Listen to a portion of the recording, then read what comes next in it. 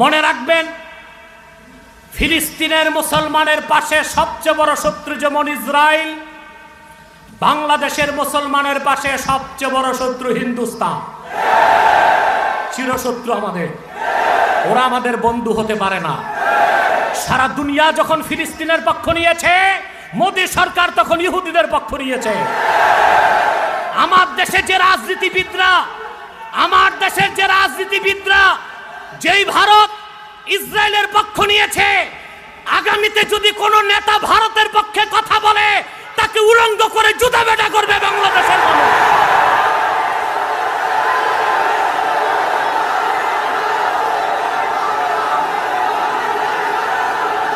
বসুন,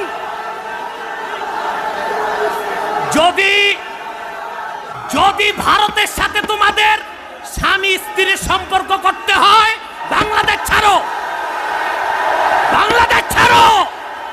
বাংলার মাটিতে ভারতের দালালি চলবে না। বসেন, আপনারা কথা তো বলতে দিবেন, বসেন। সম্মানিত সুধী, বাংলাদেশের আলো বাতাস গ্রহণ করে বাংলাদেশের মানুষের ট্যাক্স ও ভ্যাটের পয়সায় মন্ত্রী হোক, এমপি হোক, নেতা হোক, ভারতের দালালি করলে তাকে জাতীয়ভাবে বয়কট করতে হবে। ভারত আমাদের শত্রু। এই সরকার ইসরায়েলের মিত্র, ফিলিস্তিনিদের শত্রু। আমাদেরকে ঐক্যবদ্ধ হতে হবে।